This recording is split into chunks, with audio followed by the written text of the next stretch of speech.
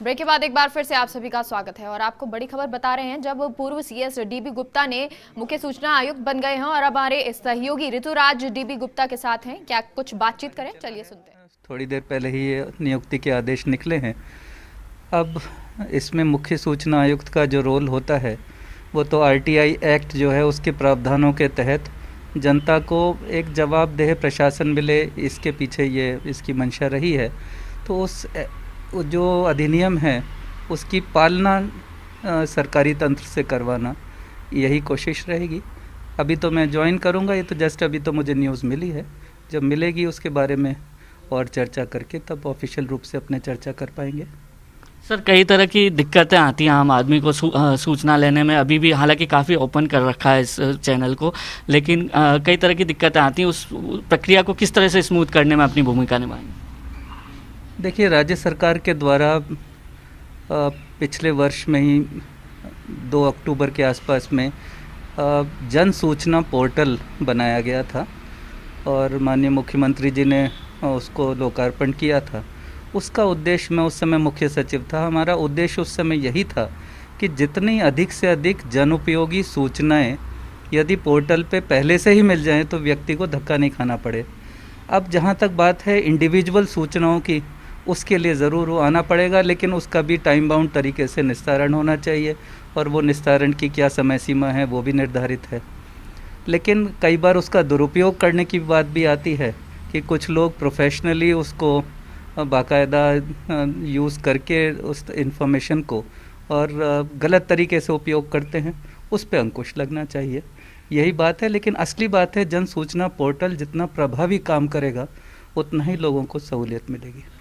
सूचना आयोग का अब पूरा पैनल बन गया है। 2 सदस्य पहले थे, 2 सदस्यों की अब नियुक्ति हुई है।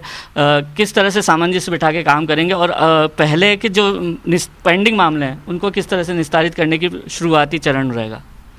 देखिए, ये तो अभी मुझे चेक करना पड़ेगा कि कितनी पेंडेंसी है, तो निस्तारण के लिए तो समय सीमा निर्धारित करेंगे ही। अब जब 1+4 का पूरा आपका पास बोर्ड बन गया है तो वैसे तो उसमें और भी हो सकते हैं सूचना आयुक्त, लेकिन अभी भर्ती की प्रक्रिया 4 सूचना आयुक्त और 1 CIC के बारे में ही है और अब 5 जने प्लेस पे हैं। जैसे ही इसमें ज्वाइन करेंगे हम, पहली बैठक में ही इसके ऊपर चर्चा करेंगे और बिल्कुल इस तरह से हम इसमें निर्धारित करेंगे कि लोगों के जो सबसे पुराने केसेस हैं उनका निस्तारण सबसे पहले हो। और अगर लंबा नंबर है तो शुरू में थोड़ा टाइम लगेगा उसको कम करने में, लेकिन धीरे धीरे मैं समझता हूँ कि इस पे हम विजय पाएंगे। लेकिन मैं हमेशा टीम वर्कर की तरह टीम को लेके ही साथ चलने में विश्वास करता हूँ। किसी भी भूमिका में पहले मैं रहा हूँ, हमेशा ये टीम वर्क होता है, एक इंडिविजुअल का वर्क नहीं होता, और वही टीम भावना के साथ हम काम करेंगे। करीब कब तक पदभार ग्रहण करेंगे और किस तरह से इस पूरे निर्णय को देखते हैं? मुख्यमंत्री के निर्णय, पहले आपको सलाहकार बनाया और अब ये बहुत बड़ा पद दिया। देखिए, मैं अन्य आयुक्तों से भी जो निर्वाचित हैं उनसे बातचीत करूंगा और शायद अगले सप्ताह में जो है किसी समय, क्योंकि ये इसके लिए शपथ के लिए भी समय लिया जाएगा राजभवन से, तो फिर जो भी निर्धारित होगा सर्वसम्मति से उसको जल्दी ही, मैं समझता हूँ ये अगले सप्ताह में किसी समय होगा।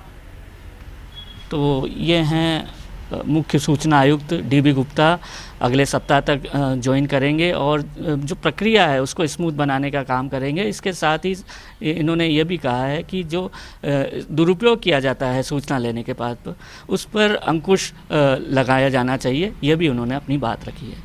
कैमरा पर्सन पवन के साथ Rituraj Sharma, first India news, Jaipur.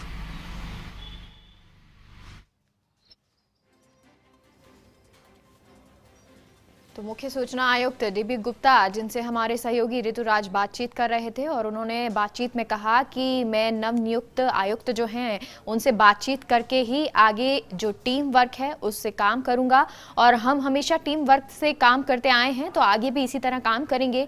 वहीं जब उनसे बात किया गया कि कब वो पद ग्रहण करेंगे तो इस पर उन्होंने कहा कि लगभग 1 हफ्ते में वो ये सारी प्रक्रिया पूरी कर देंगे। तो आपको बता दें, डीबी गुप्ता जो सीएम के सलाहकार भी रहे और बतौर अलवर एसडीएम उन्होंने अपने करियर की शुरुआत की थी। 1983 बैच के आईएएस हैं डीबी गुप्ता और अब उनको मुख्य सूचना आयुक्त बनाया गया है।